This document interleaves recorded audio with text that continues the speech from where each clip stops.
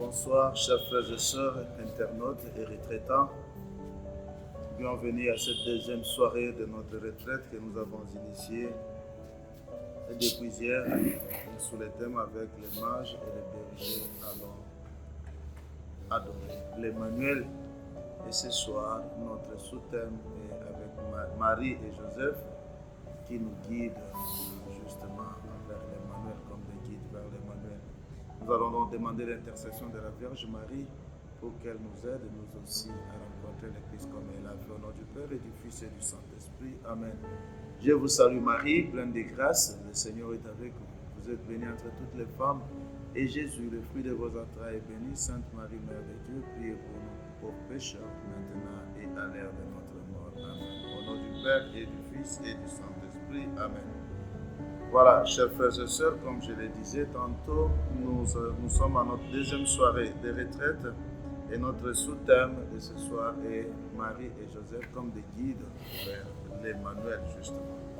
Alors, Marie et Joseph, comme je l'ai dit, sont des modèles de la vraie rencontre avec le Christ.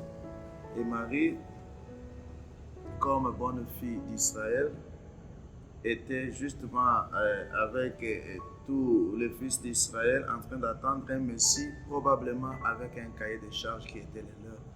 Ils avaient un entendement de ce Christ-là. Ils avaient des idées de ce que le Christ serait, n'est-ce pas? Mais voilà, du moment où elle a été choisie par le Seigneur pour être cette mère du Seigneur, elle a voulu, à l'approche de l'ange, voulu justement donner à l'ange sa conception du Christ à venir. C'est l'essence de tous les questionnements qu'elle a fait à l'ange. Mais quand elle s'est rendue compte que les réponses de l'ange n'allaient pas dans le sens de ce qu'elle attendait, voilà, elle s'est abandonnée. Elle s'est abandonnée, elle n'a pas résisté, elle a fait place au cahier des charges du Seigneur. Quand elle a dit, c'est la servante, mais voilà, si je suis la servante du Seigneur, qu'il me soit fait selon ta parole. C'est-à-dire qu'elle a cédé place, elle a annulé son cahier de charges, elle a accepté le cahier de charges du Seigneur. Et c'est ça qui a permis à Marie justement d'accueillir le Messie dans sa vraie nature. Et accueillir le Messie ainsi, c'est ce qui lui a permis justement de marcher avec le Messie, d'accepter tout ce qui s'est passé dans sa vie comme volonté du Seigneur. Des moments de joie comme des moments de souffrance. De la crèche à la croix, la vie du Seigneur était ponctuée par la souffrance, par la douleur.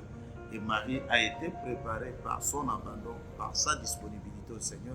Et même dans ses douleurs, dans ses souffrances, elle élisait encore la volonté du Seigneur. C'est donc pour nous aussi qui voulons accueillir le Christ, de ne pas l'accueillir selon nos cahiers de charges, mais l'accueillir selon les cahiers de charges de Dieu. Et en ce moment-là, avec le Christ, nos joies et nos peines seront comprises plutôt comme volonté du Seigneur. Et Joseph lui aussi, voilà, sa fiancée qui se trouve enceinte, logiquement, humainement parlant, il est en droit de la renvoyer. Mais voilà, il hésite de le faire en public. Pourquoi? Parce qu'il y avait un amour sincère qui liait Joseph à Marie. Donc, cet amour a fait que même dans ce qu'on appellerait la faute de Marie, l'erreur de Marie, que Marie a commis, Joseph n'a pas cessé de l'aimer. Il voulait encore la respecter même dans sa faute. Voilà, ça c'est la première attitude de celui qui veut accueillir le Seigneur. Savoir pratiquer la vertu et justement aimer au-delà même du mal, même de la faute, même de la souffrance. Mais aussi la pratique de cette vertu de justice, comme on dit, il était un homme juste, a permis à Joseph d'accueillir le Messie. S'il était un homme juste, s'il n'avait pas cette vertu, il aurait chassé Marie et il ne serait peut-être probablement jamais devenu le père de Jésus.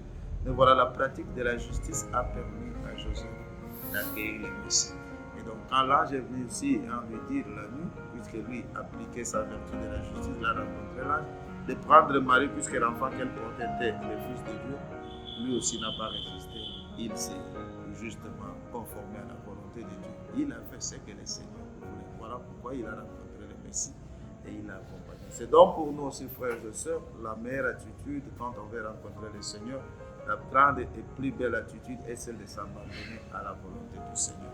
Accueillir le Christ selon non pas mon cahier de charges, mais le cahier de charges de Dieu lui-même. Cela nous accompagnera, cela fera que nous accueillons le Christ et l'accompagner jusqu'à sa croix sans jamais fléchir les genoux.